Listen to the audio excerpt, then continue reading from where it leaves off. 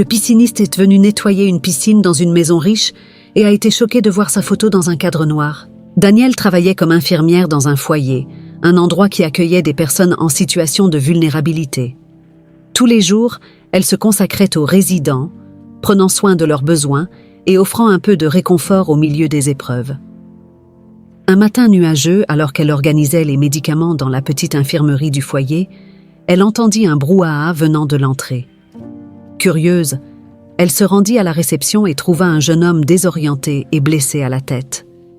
Il était visiblement confus, les yeux écarquillés et les mains tremblantes. Les autres résidents murmuraient entre eux, inquiets de l'état du jeune homme. « Nous avons besoin d'aide ici !» s'exclama l'une des assistantes du foyer. Danielle s'approcha rapidement, évaluant la gravité de la situation. « Calmez-vous, nous allons nous en occuper. S'il vous plaît, aidez-moi à le conduire à l'infirmerie. » Avec l'aide de quelques volontaires, Danielle parvint à amener l'homme à l'infirmerie.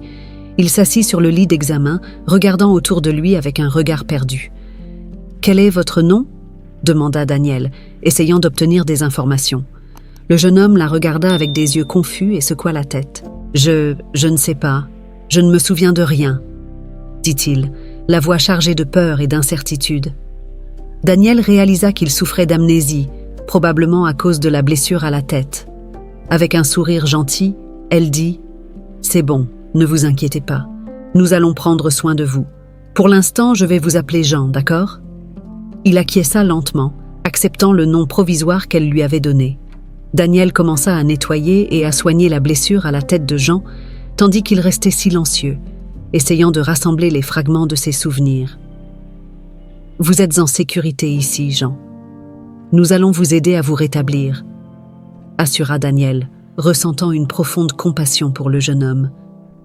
Jean regarda Danielle, les yeux remplis de gratitude, mais avec encore une lueur de confusion. « Merci. Je ne sais pas ce que je ferais sans votre aide. »« Vous n'avez pas besoin de remercier, » répondit Danielle. « Ici, nous sommes tous une famille. Nous allons trouver un moyen de vous aider à vous souvenir de qui vous êtes. » Avec la blessure soignée et Jean plus calme, Danielle l'installa dans l'une des chambres du foyer. Ce serait le début d'un long voyage pour eux deux, où la compassion et les soins deviendraient la base d'une amitié profonde et transformatrice. À la fin de cette journée, Danielle réfléchit à l'arrivée inattendue de Jean. Elle sentait que, d'une certaine manière, sa présence apporterait des changements significatifs, non seulement pour lui, mais aussi pour sa propre vie. Et ainsi, le cœur plein d'espoir, Danielle était déterminée à aider Jean à retrouver son chemin. Dans les mois qui suivirent l'arrivée de Jean au foyer, Danielle se dévoua sans relâche à prendre soin de lui. Chaque jour commençait par la même routine, nettoyer et changer les pansements sur sa tête, suivi d'exercices légers pour aider à la récupération physique. Jean, bien qu'il ne se souvienne pas de son passé, se montra un patient coopératif et déterminé. « Comment te sens-tu aujourd'hui, Jean ?» demanda Danielle tout en changeant les pansements.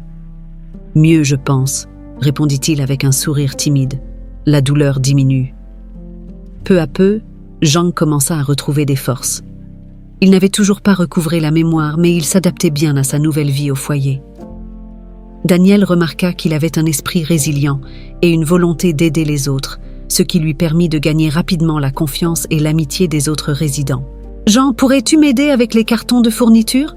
demanda l'une des assistantes du foyer. « Bien sûr, avec plaisir, » répondit-il en se levant prudemment. Jean commença à aider dans les tâches quotidiennes du foyer. Il portait des cartons, organisait les stocks de nourriture et aidait même en cuisine. Sa présence devint une partie vitale du fonctionnement du lieu. Avec le temps, il devint une figure appréciée des résidents et du personnel. Un jour, en triant les dons de vêtements, Jean et Danielle eurent une conversation qui renforcerait encore plus le lien entre eux. « Tu sais, Danielle, » commença Jean en pliant une chemise. « Je ne me souviens pas de qui j'étais, mais ici, je sens que je construis quelque chose de nouveau, quelque chose de bien. » Danielle sourit, touché par ces mots. « Tu fais une différence ici, Jean, et c'est ce qui compte. Nous sommes heureux de t'avoir avec nous. » L'amitié entre Danielle et Jean fleurit. Ils partageaient des repas, de longues conversations et des rires, créant une connexion profonde et sincère. Jean, avec son attitude positive et son envie d'aider, apporta une nouvelle énergie au foyer, le rendant encore plus accueillant. Un après-midi, alors qu'il se promenait dans le jardin du foyer, Daniel remarqua que Jean observait les fleurs avec un regard pensif. « À quoi penses-tu, Jean ?» demanda-t-elle. « Je pense à quel point la vie est étrange. J'ai perdu mes souvenirs, mais j'ai gagné une nouvelle famille ici. Je ne sais pas ce que l'avenir me réserve, mais je suis reconnaissant d'être ici avec vous, » répondit-il. « Nous sommes également reconnaissants de t'avoir ici, » dit Daniel en lui tenant la main un moment. « Nous affronterons ce qui viendra, ensemble. » Chaque jour qui passait, Jean devenait plus indépendant et confiant. Il ne retrouvait pas seulement sa santé physique, mais trouvait aussi un but au foyer. La présence de Daniel à ses côtés fut cruciale dans ce processus, et l'amitié qu'ils développèrent se transforma en une source de force pour eux deux. La guérison de Jean progressait, et avec elle, le lien entre lui et Daniel se renforçait. Tous deux savaient que, malgré les incertitudes sur le passé de Jean, l'avenir semblait prometteur tant qu'ils étaient ensemble. Au fil du temps, l'amitié entre Daniel et Jean commença à évoluer. Ce qui avait commencé comme une relation de soins et de soutien se transforma progressivement en quelque chose de plus profond. Daniel ressentait une affection particulière pour Jean, et lui, de son côté, se sentait de plus en plus attaché à elle. Une certaine nuit, après une longue journée de travail au foyer, Daniel et Jean décidèrent de s'asseoir dans le jardin pour se détendre.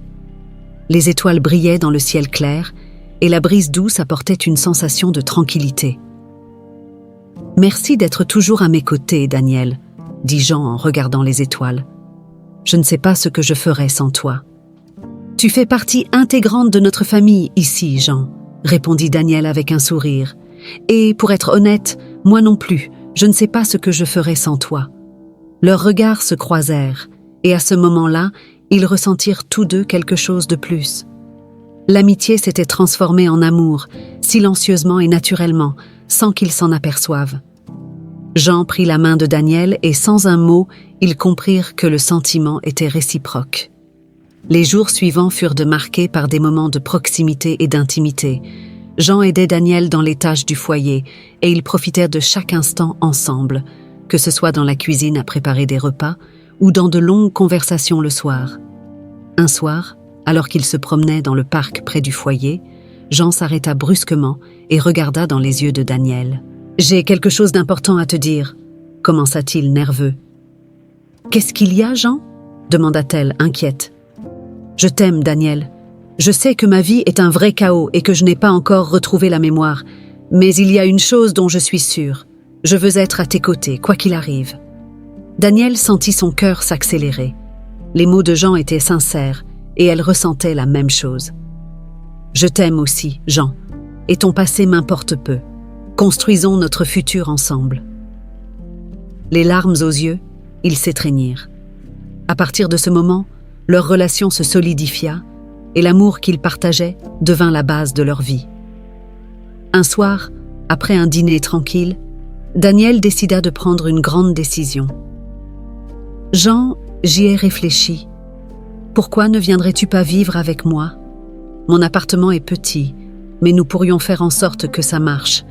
Tu aurais un vrai foyer et nous pourrions recommencer ensemble. » Jean fut surpris, mais une immense joie l'envahit. « J'adorerais, Daniel. Rien ne me rendrait plus heureux que d'être à tes côtés tous les jours. » Et ainsi, Jean emménagea dans l'appartement de Daniel. Les premiers jours furent d'adaptation, mais ils s'habituèrent rapidement à leur nouvelle routine. Jean trouvait satisfaction dans les petites choses, comme préparer le petit déjeuner ensemble ou regarder un film sur le canapé. La présence de Jean apporta une nouvelle lumière dans la vie de Daniel. Ils n'avaient pas besoin de grand-chose pour être heureux, seulement la compagnie l'un de l'autre. Au fil des jours, leur amour se renforçait, et ensemble, ils affrontaient les défis avec courage et détermination. La relation de Daniel et Jean était la preuve que l'amour pouvait surgir dans les moments les plus inattendus et transformer des vies. Tandis qu'ils construisaient leur futur ensemble, ils savaient que peu importe ce que le passé de Jean révélerait, ce qui comptait vraiment, c'était le présent qu'ils partageaient et le futur qu'ils étaient prêts à bâtir côte à côte. Avec son emménagement dans l'appartement de Daniel, Jean ressentit le besoin de contribuer plus activement à la nouvelle vie qu'ils construisaient ensemble. Bien qu'il n'ait pas retrouvé ses souvenirs, il était déterminé à trouver un travail et à aider aux dépenses domestiques. Daniel, connaissant la détermination de Jean, suggéra qu'il parle avec Robert, le frère de son amie Claire, qui travaillait dans une entreprise de services résidentiels. Robert était connu pour être une personne accessible et toujours prête à aider. « Robert est quelqu'un de formidable, Jean. Je suis sûr qu'il peut te trouver quelque chose dans son entreprise », dit Daniel, enthousiaste à cette idée. Le lendemain, Jean alla rencontrer Robert. L'entreprise offrait une variété de services, allant de l'entretien des jardins au nettoyage des piscines. Après une brève conversation, Robert fut impressionné par la disposition et la détermination de Jean. « Tu sembles être un gars sérieux, Jean. Nous avons un poste de pisciniste. C'est un travail qui demande de l'attention aux détails et du dévouement. Mais je suis sûr que tu t'en sortiras, » dit Robert avec un sourire. Jean accepta l'offre avec gratitude et commença à travailler immédiatement. Il reçut une formation de base et bientôt, il nettoyait et entretenait des piscines dans plusieurs résidences de la ville. Son engagement et son éthique de travail ne passèrent pas inaperçus. « Jean, tu fais un excellent travail », commenta l'un des superviseurs. « Les piscines n'ont jamais été aussi bien entretenues. » Avec le temps, Jean se distingua dans sa profession. Il abordait chaque tâche avec une attitude positive, cherchant toujours à apprendre et à s'améliorer. Sa capacité à résoudre des problèmes et son attention aux détails firent de lui un employé précieux pour l'entreprise. Un jour, alors qu'il nettoyait la piscine d'une maison, Jean fut abordé par la propriétaire. « Vous faites vraiment un travail incroyable. La piscine n'a jamais été aussi propre, » dit-elle, satisfaite. Jean sourit, ressentant une sensation d'accomplissement qu'il n'avait pas connue depuis longtemps. À mesure qu'il gagnait plus de confiance en ses compétences, Jean commença à se sentir plus intégré dans la nouvelle vie qu'il construisait avec Daniel. À la fin de chaque journée de travail, il rentrait chez lui fatigué mais heureux, sachant qu'il contribuait à leur bien-être. Daniel remarquait la transformation de Jean. Il était plus sûr de lui et trouvait de la joie dans les petites réussites quotidiennes. « Je suis très fière de toi, Jean », disait-elle souvent en l'embrassant tendrement.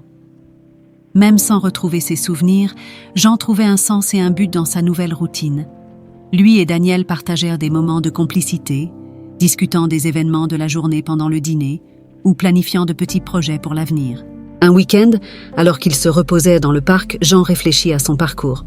« Tu sais, Daniel, parfois je me demande encore à propos de mon passé, mais je suis heureux de la vie que nous avons maintenant. Tu m'as donné une nouvelle chance et je ne l'oublierai jamais. » Daniel sourit en lui tenant la main. « Le passé peut attendre, Jean.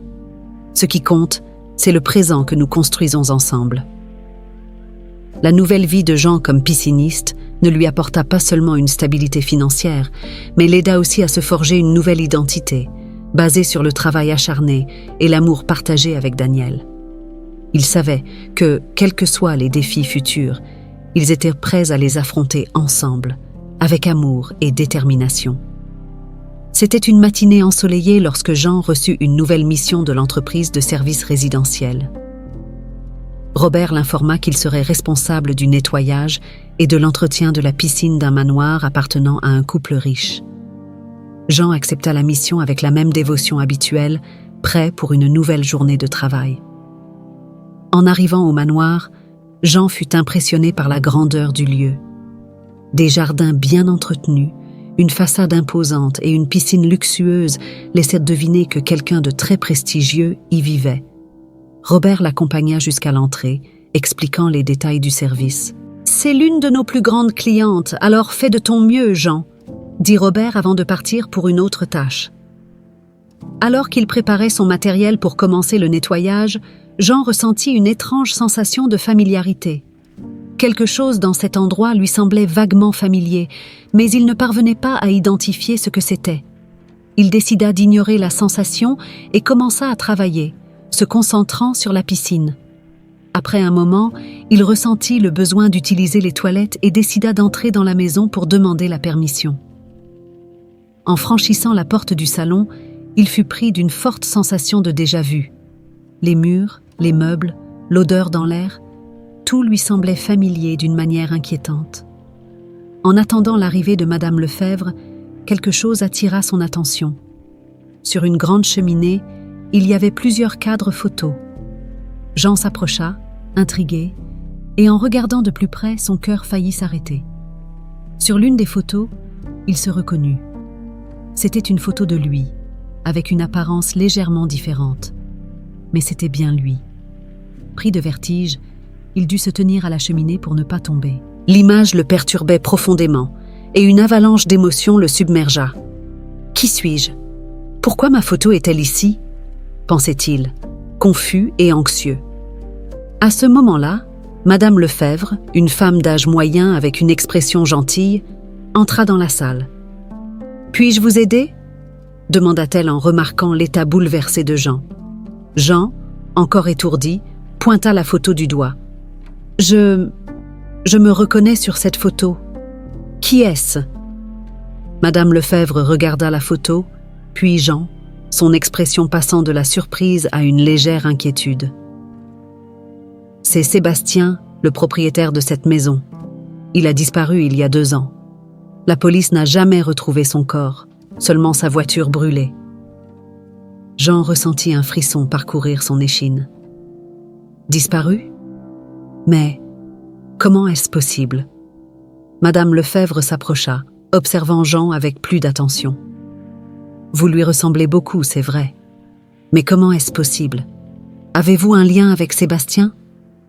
Jean, toujours confus, ne savait pas quoi répondre. « Je ne sais pas. J'ai perdu la mémoire il y a 2 ans et depuis, je ne sais pas qui je suis. » Madame Lefebvre était visiblement choquée. « Vous pourriez être lui. Isabelle, la femme de Sébastien, et le chauffeur Émile sont en voyage. Ils devraient revenir dans quelques jours. Il faut clarifier cela. » Pendant que Madame Lefebvre sortait pour passer un appel urgent, Jean s'assit sur le canapé essayant de digérer la situation. La sensation de déjà-vu prenait maintenant tout son sens. Cette maison pouvait être la sienne, et lui, Sébastien. Mais que s'était-il passé pour qu'il perde la mémoire et se retrouve dans cet état ? Les pensées tourbillonnaient dans son esprit.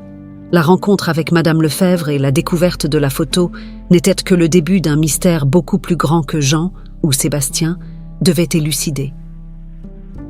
Après la découverte de la photo dans la maison, l'esprit de Jean était en ébullition. Dans les jours qui suivirent, il ne pouvait se débarrasser de l'impression qu'il était sur le point de se souvenir de quelque chose de très important. Les images de la maison, les visages, surtout son propre reflet dans cette photo, continuaient de le hanter. Ce soir-là, en rentrant chez lui, Daniel remarqua que Jean était plus introspectif que d'habitude. « Tout va bien, Jean ?» demanda-t-elle, inquiète. « Oui, je pense juste à quelque chose du travail, » répondit-il, essayant de ne pas l'inquiéter. En essayant de s'endormir, Jean fut envahi par une série de flashs de mémoire. Il se voyait dans un grand bureau, signant des documents, discutant avec des collègues, puis un visage apparut clairement, le visage d'Isabelle. Le souvenir était si vif qu'il en eut des frissons. Elle riait, mais son rire se transforma vite en quelque chose de plus sombre. Dans les jours qui suivirent, d'autres fragments commencèrent à revenir. Jean se souvenait de petits détails, le son du téléphone dans son bureau, la sensation du stylo dans sa main en signant des contrats, l'odeur du parfum coûteux d'Isabelle. Chaque souvenir apportait son lot d'émotions, se mêlant au présent et créant un sentiment de vertige. Une nuit, alors qu'il se reposait sur le canapé aux côtés de Daniel, un fragment particulièrement intense le frappa. Il se vit rentrer chez lui plus tôt que d'habitude. Le silence était étrange, inquiétant. Il monta les escaliers et, en ouvrant la porte de la chambre, il trouva Isabelle au lit avec Émile. La trahison le frappa comme un coup de poing et la fureur le consuma. « Sébastien !» cria-t-il dans sa tête, alors que le souvenir de son propre nom revenait avec une force écrasante. Il se rappela la confrontation. Il avait crié sur Isabelle et Émile, sa rage explosant. Il avait attaqué Émile, qui n'avait d'abord pas beaucoup résisté. Puis tout devint flou quand il ressentit une douleur lancinante à la tête. Isabelle l'avait frappé avec un objet lourd, et il s'était effondré, saignant. Le souvenir devint plus clair. Il avait été emmené, inconscient, loin de la maison. Quand il se réveilla, il était dans une forêt, abandonné pour mourir. Le froid de la nuit et la douleur le maintinrent en vie assez longtemps pour être trouvé par un chasseur le lendemain matin. qui l'emmena à l'auberge où travaillait Daniel. Avec ses souvenirs qui revenaient à la surface, Jean, ou plutôt Sébastien, réalisa la gravité de la situation. Sa femme et son chauffeur l'avaient non seulement trahi, mais aussi tenté de le tuer. La fureur et le besoin de justice brûlaient dans sa poitrine. Cependant, il savait qu'il devait agir avec prudence. Il partagea ses souvenirs avec Daniel, qui en resta bouche bée. « Mon Dieu, Jean, enfin, Sébastien, c'est horrible, nous devons faire quelque chose. » « Oui, » répondit Sébastien, avec une nouvelle détermination. « Mais nous devons être prudents. Isabelle et Émile ne doivent pas savoir que j'ai retrouvé la mémoire avant que nous soyons prêts. » À partir de ce moment, Sébastien et Daniel commencèrent à planifier soigneusement leurs prochaines actions. La vérité était enfin en train d'émerger, et Sébastien était déterminé à récupérer sa vie et à rendre justice à ceux qui avaient tenté de la détruire. Les souvenirs qui étaient revenus à Sébastien les jours précédents avaient été intenses et perturbants. Chaque fragment de mémoire apportait une nouvelle couche de douleur et de fureur. Il savait qu'il ne pouvait plus vivre dans l'incertitude et qu'il était temps d'agir. En rentrant chez lui ce soir-là, Sébastien était décidé à tout partager avec Daniel. « Nous devons parler », dit-il, d'un ton grave qui fit comprendre à Daniel la gravité de la situation. Ils s'assirent dans le salon, et Sébastien commença à raconter tous les souvenirs qu'il avait recouvrés. Depuis le moment où il avait trouvé Isabelle avec Émile, jusqu'à l'attaque traîtresse et son abandon dans la forêt. Daniel écouta attentivement, le cœur lourd d'inquiétude et de compassion. « Mon Dieu, Sébastien, » dit-elle en lui tenant la main. « C'est terrible. Mais que faisons-nous maintenant? Ils doivent être tenus responsables de ce qu'ils ont fait. » Sébastien acquiesça, ressentant le soutien et la détermination de Daniel. « Oui, nous devons les affronter, mais nous devons être prudents. Isabelle et Émile ne doivent pas savoir que j'ai retrouvé la mémoire avant que nous soyons prêts à agir. » Ils passèrent la nuit à planifier chaque détail. Sébastien savait qu'Isabelle et Émile étaient sur le point de rentrer de vacances et voulaient être prêts à les affronter. Ils décidèrent que la première étape serait de rassembler suffisamment de preuves pour révéler la vérité. Avec l'aide de Madame Lefebvre, qui était choquée et prête à collaborer, ils commencèrent à recueillir des informations. Dans les jours qui suivirent, Sébastien et Daniel travaillèrent en silence, préparant le terrain. Madame Lefebvre fournit l'accès à des documents et des dossiers qui pouvaient aider à incriminer Isabelle et Émile. De plus, ils engagèrent un détective privé pour obtenir plus de preuves et s'assurer que rien n'était laissé au hasard. Enfin, le jour de l'arrivée d'Isabelle et Émile approchait. Sébastien ressentait un mélange d'anxiété et de détermination. Il savait que c'était le moment décisif. Daniel était à ses côtés, lui apportant force et courage. La matinée de l'arrivée d'Isabelle et Émile à la maison était empreinte d'une tension palpable. Sébastien et Daniel s'étaient préparés méticuleusement pour la confrontation, rassemblant toutes les preuves nécessaires et comptant sur le soutien de Madame Lefebvre. Madame Lefebvre, au courant du plan, resta calme et continua sa routine habituelle, évitant de susciter des soupçons. Isabelle et Émile entrèrent par la porte principale de la maison, inconscients de ce qui les attendait. Isabelle, avec son expression hautaine habituelle, se dirigea vers le bureau où Sébastien attendait, tandis qu'Émile la suivait de près. Lorsque Isabelle ouvrit la porte du bureau, elle s'arrêta brusquement en voyant Sébastien assis à la table. « Sébastien, que fais-tu ici ?» demanda-t-elle, essayant de garder son calme, mais sa voix trahissait une légère nervosité. Sébastien se leva lentement, gardant son regard fixé sur Isabelle. « Je suis ici pour régler les choses, Isabelle.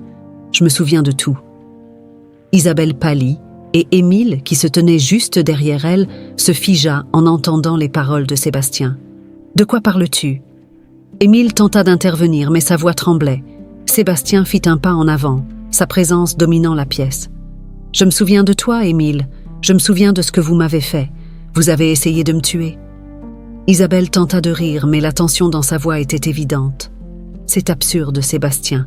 Tu es confus. » À ce moment, Daniel et Madame Lefebvre entrèrent dans la pièce. Madame Lefebvre portait une enveloppe épaisse remplie de documents et de photos. « Madame Isabelle, nous avons des preuves suffisantes pour montrer ce qui s'est vraiment passé, » dit-elle, posant l'enveloppe sur la table. Isabelle regarda les documents avec dédain, mais l'inquiétude dans ses yeux était indéniable. Émile, en revanche, commença à transpirer, réalisant la gravité de la situation. « C'est une conspiration », dit-il, essayant de rester calme. « Vous ne pouvez rien prouver. » Sébastien, gardant une voix ferme, répondit « Nous avons plus que suffisamment de preuves, et je me souviens de tout. La trahison, l'attaque, vous m'abandonnant pour mourir. » La tension dans la pièce augmentait chaque seconde. Isabelle, désespérée, tenta de plaider avec Sébastien. « Sébastien, réfléchis bien. Tout cela est un malentendu. Nous pouvons régler cela autrement. » Mais Sébastien n'était pas prêt à céder. « Il n'y a rien à régler, Isabelle.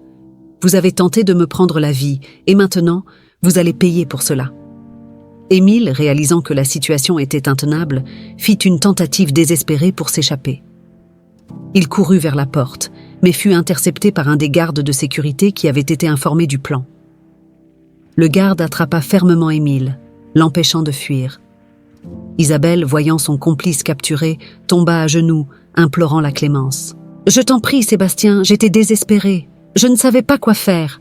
Nous pouvons régler cela sans la police. » Sébastien la regarda avec une expression mêlée de mépris et de tristesse. « Non, Isabelle. Vous aviez la chance de faire la bonne chose et vous avez choisi de me trahir.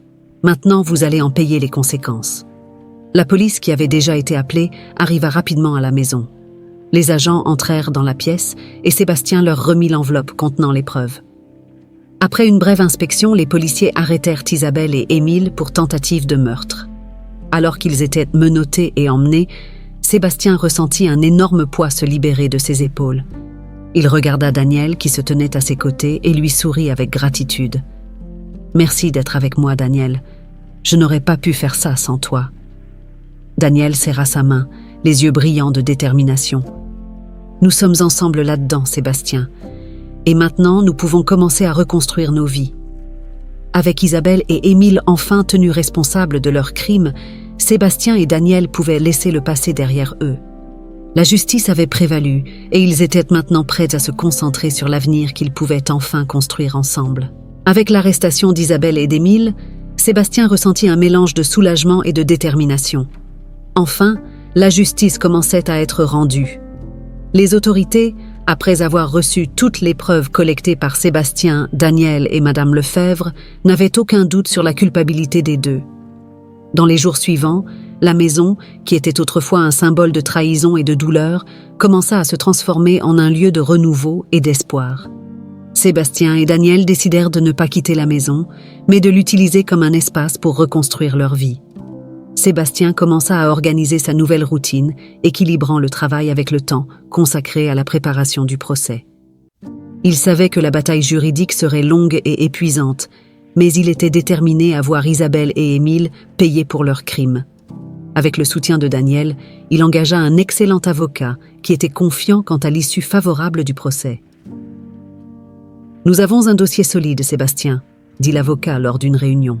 « Avec toutes les preuves que vous avez fournies, nous avons de très bonnes chances de gagner. » Pendant que le procès suivait son cours, Sébastien et Daniel se concentrèrent sur la reconstruction de leur vie.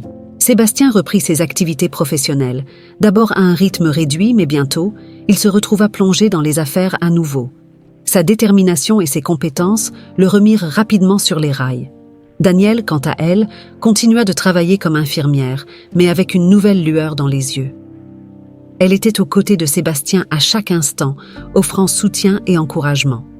Ensemble, ils réaménagèrent certaines parties de la maison, la transformant en un foyer accueillant et moderne. Un après-midi, alors qu'ils se reposaient dans le jardin après une longue journée de travail, Sébastien exprima ses sentiments.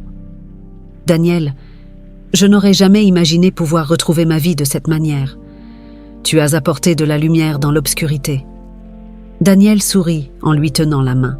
« Nous l'avons fait ensemble, Sébastien, et nous avons encore un long chemin à parcourir, mais je suis heureuse de pouvoir le partager avec toi. » Le procès avançait, et à chaque audience, plus de détails sur les actions d'Isabelle et d'Émile étaient révélés. Des témoins furent entendus, des documents analysés, et le complot sinistre qui avait failli coûter la vie à Sébastien fut dévoilé. Les médias locaux commencèrent à couvrir l'affaire, augmentant la pression sur les accusés. Malgré le stress des audiences, Sébastien et Daniel trouvèrent de la force l'un dans l'autre. Ils passèrent les soirées à discuter de l'avenir, à faire des plans et à rêver des jours meilleurs à venir. Lors d'une des audiences les plus cruciales, Madame Lefebvre fut appelée à témoigner. Avec fermeté, elle relata tout ce qu'elle savait, renforçant encore le dossier contre Isabelle et Émile. Ils avaient tout planifié depuis le début. J'ai vu et entendu des choses qui confirment leurs intentions malveillantes, déclara-t-elle au tribunal. Au fur et à mesure que le procès avançait, les preuves contre Isabelle et Émile devenaient accablantes. Leurs tentatives de défense étaient de plus en plus faibles et incohérentes. L'avocat de Sébastien était confiant que la justice triompherait. Pendant ce temps, dans leur vie personnelle, Sébastien et Daniel profitaient de petits moments de bonheur. Un soir, après une audience particulièrement stressante, Sébastien surprit Daniel avec un dîner spécial à la maison. « Je veux que tu saches à quel point tu comptes pour moi, » dit-il en la regardant profondément dans les yeux. « Tu es mon roc, mon espoir. » Daniel sourit, ému. « Et toi, Sébastien, tu es mon inspiration. Continuons ensemble, affrontons tout ce qui viendra. » Les mois passèrent, et le procès approchait de sa conclusion. Sébastien et Daniel étaient plus unis que jamais, prêts à affronter le verdict final. La vérité avait émergé, et maintenant, avec le soutien mutuel et la force de leur amour, ils étaient prêts à tout défi que l'avenir leur réservait. Avec Isabelle et Émile traduits en justice, Sébastien et Daniel pouvaient enfin entrevoir un avenir plein de possibilités, loin des ombres du passé. La justice était en marche, et avec elle, la rénovation de leur vie. Avec le procès contre Isabelle et Émile avançant favorablement, Sébastien et Daniel commencèrent à penser sérieusement à l'avenir. La maison, qui autrefois symbolisait la trahison, se transformait désormais en un foyer d'espoir et de renouveau. Un matin, en prenant leur café dans le jardin, Sébastien aborda un sujet délicat. « Daniel, j'ai beaucoup réfléchi au fils d'Isabelle. Il n'est pas responsable des actions de ses parents. Je veux lui offrir une vie meilleure. » Daniel sourit, admirant la compassion et la noblesse de Sébastien. « Je te soutiens complètement. Ce garçon mérite d'être heureux et de grandir dans un environnement aimant. Prenons soin de lui ensemble. » Avec cette décision, Sébastien entama le processus légal pour obtenir la garde du garçon. L'enfant, d'abord timide et effrayé, s'attacha rapidement à Sébastien et Daniel, trouvant en eux l'affection et la sécurité dont il avait tant besoin. Sébastien se dévoua à être un père présent et aimant, s'efforçant de construire une base solide pour le garçon. Alors que la nouvelle routine s'établissait, Daniel commença à remarquer des changements dans son corps. Au début, elle pensait que c'était juste le stress accumulé, mais au fil des semaines, il devint évident que quelque chose de plus se passait. Elle décida de faire un test de grossesse et, à sa grande joie, découvrit qu'elle était enceinte. Ce soir-là, elle attendit que Sébastien rentre du travail pour lui annoncer la nouvelle. Elle prépara un dîner spécial et, avec une lueur dans les yeux, révéla la surprise. « Sébastien, j'ai quelque chose de merveilleux à te dire. » Il la regarda curieux. « Qu'y a-t-il, mon amour ?»« Nous attendons un bébé, » dit Daniel, les larmes de bonheur coulant sur son visage. Sébastien resta immobile un moment, assimilant l'information. Puis, un énorme sourire illumina son visage et il la serra fort dans ses bras. « C'est incroyable, Daniel, je ne pourrais pas être plus heureux. » La nouvelle de la grossesse apporta une nouvelle vague d'espoir et de joie au couple.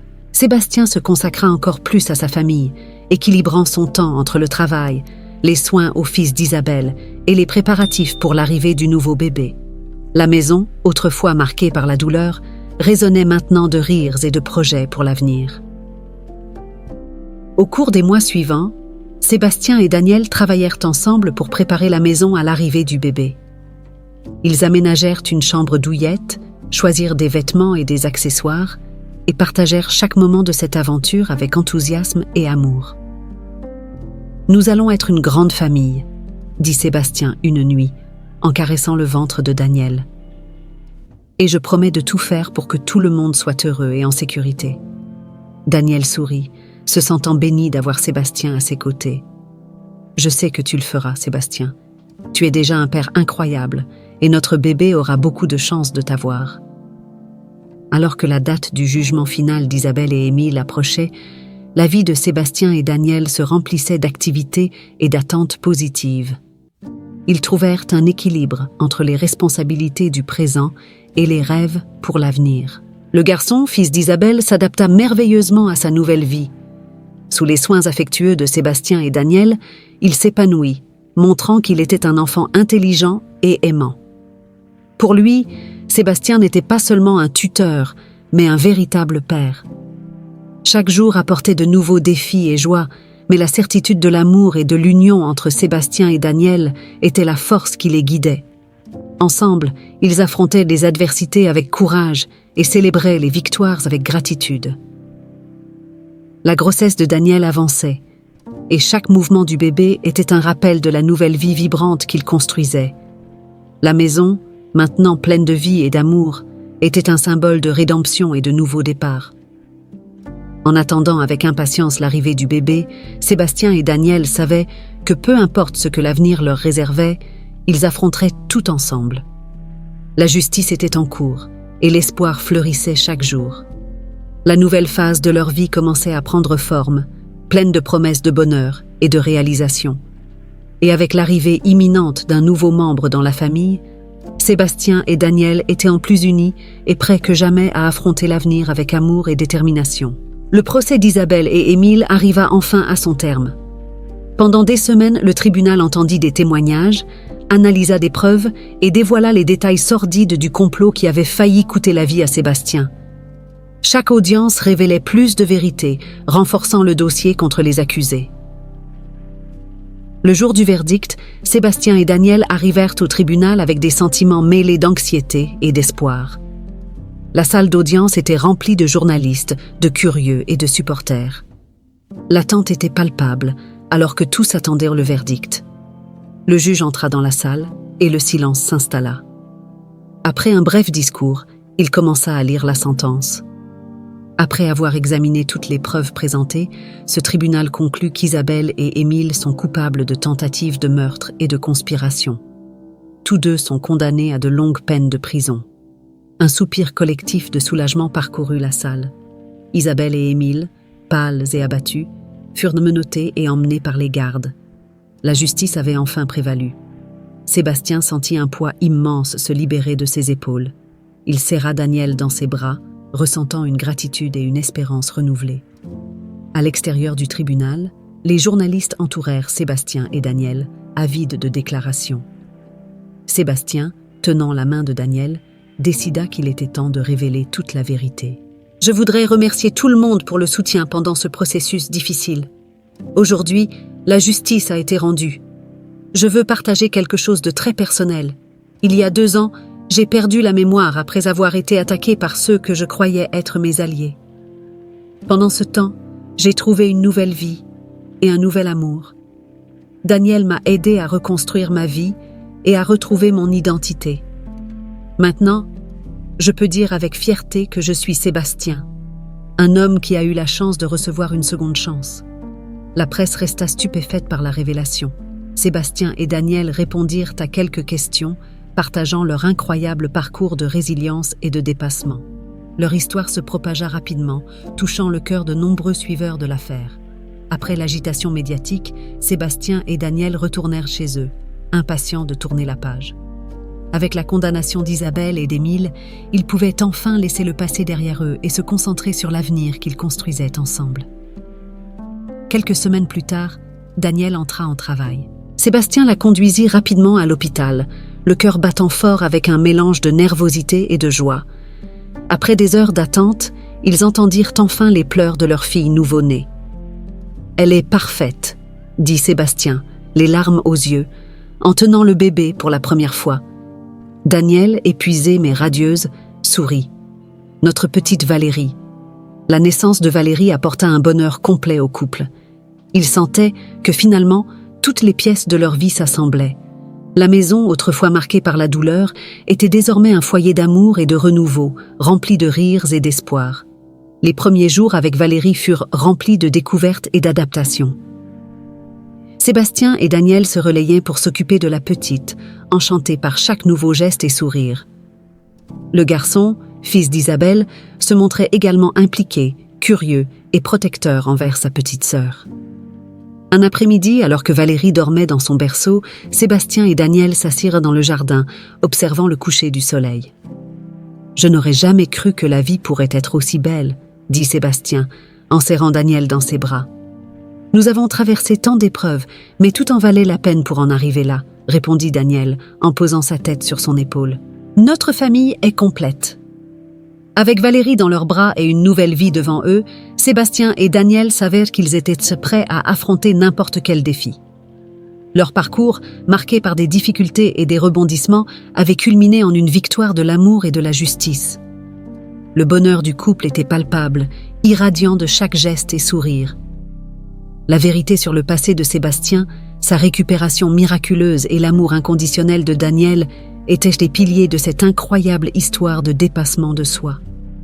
Et ainsi, le cœur plein d'espoir, Sébastien et Daniel envisagèrent l'avenir avec la certitude qu'ensemble, ils pouvaient conquérir n'importe quoi. La maison, autrefois symbole de trahison et de douleur, était devenue un foyer vibrant et accueillant. Sébastien, Daniel, Valérie et le fils d'Isabelle vivaient désormais dans un environnement rempli d'amour, de rire et d'espoir. Le passé douloureux avait finalement été laissé derrière, ouvrant la voie à un avenir prometteur. Chaque matin commençait avec la joie des enfants. Valérie, avec ses grands yeux curieux, explorait chaque recoin de la maison, tandis que le garçon, désormais plus confiant et heureux, aidait à s'occuper de sa petite sœur et à maintenir la maison en ordre. Sébastien et Daniel les observaient avec fierté et tendresse, voyant comment leur vie avait changé de manière si positive. Sébastien reprit ses activités professionnelles avec un nouvel élan, équilibrant son travail avec le temps consacré à sa famille. Il s'assurait d'être présent aux moments importants, comme les premiers mots de Valérie et les progrès scolaires du garçon. Daniel, quant à elle, continuait de travailler comme infirmière, mais avec une joie palpable, sachant qu'elle rentrait chaque jour dans un foyer plein d'amour. Un après-midi, alors que Sébastien était dans son bureau et que Daniel s'occupait de Valérie, le garçon entra en courant dans le salon. « Papa, maman, on fait un pique-nique dans le jardin ?» demanda-t-il, les yeux brillants d'excitation. Daniel rit et regarda Sébastien qui venait d'entrer dans la pièce. « Qu'en penses-tu, Sébastien ? Un pique-nique semble être une excellente idée. »« Je suis tout à fait d'accord, » répondit Sébastien, en prenant Valérie dans ses bras. « Préparons tout. » Ils passèrent l'après-midi dans le jardin, profitant du soleil, des rires et de la compagnie les uns des autres. Sébastien et Daniel s'échangèrent souvent des regards, des sourires exprimant une gratitude silencieuse pour tout ce qu'ils avaient accompli. Le son des enfants qui jouaient et la chaleur de l'amour familial emplissaient l'air. À la tombée de la nuit, après avoir mis les enfants au lit, Sébastien et Daniel s'assirent sur la véranda, observant les étoiles. « Ça a été un sacré voyage, » dit Sébastien, en tenant la main de Daniel. « Je ne peux pas imaginer être arrivé jusqu'ici sans toi. » Daniel sourit et posa sa tête sur son épaule. « Nous avons surmonté tellement de choses ensemble, Sébastien, et chaque moment en valait la peine. Nous construisons une vie merveilleuse. » L'histoire de dépassement de soi et d'amour de Sébastien et Daniel commença à inspirer tous ceux qui les entouraient. Amis, voisins et même inconnus étaient émus en apprenant comment le couple avait transformé la douleur et la trahison en espoir et en bonheur. Leur histoire était un phare d'espoir, montrant qu'avec amour et détermination, il était possible de surmonter n'importe quelle adversité. La maison, maintenant pleine de vie, devint un lieu de rencontre et de célébration. Sébastien et Daniel accueillaient fréquemment amis et familles, partageant rires et histoires autour de la table à manger. Chaque visite renforçait le sentiment qu'ils étaient exactement là où ils devaient être. Un jour, alors qu'ils jouaient avec Valérie et le garçon dans le jardin, Sébastien réfléchit à l'incroyable parcours qu'ils avaient accompli. Le passé sombre était derrière eux, et l'avenir brillait de possibilités infinies. Il savait qu'avec Daniel à ses côtés et leurs 2 enfants, ils pouvaient affronter tout ce qui viendrait. « Nous sommes vraiment bénis, » dit-il, en regardant Daniel, qui observait les enfants avec un sourire aimant. « Oui, nous le sommes, » répondit-elle, en s'approchant pour embrasser Sébastien. « Et chaque jour qui passe, cette bénédiction ne fait que grandir. Avec l'amour et le bonheur imprégnant chaque recoin de la maison, Sébastien et Daniel continuaient à construire leur vie ensemble, sachant que le véritable foyer est là où se trouve le cœur. Le passé avait été une leçon de résilience et le présent était un témoignage de leur force et de leur union. Ensemble, ils regardèrent l'avenir avec espoir et joie, prêts à affronter tous les défis que la vie leur réservait. L'histoire de Sébastien et Daniel, marquée par le dépassement de soi et l'amour, était devenue une source d'inspiration pour tous ceux qui la connaissaient. Et ainsi, dans un foyer plein d'amour et de rires d'enfants, ils vécurent, chaque jour plus forts, unis et heureux, laissant un héritage d'espoir et de foi dans le pouvoir transformateur de l'amour.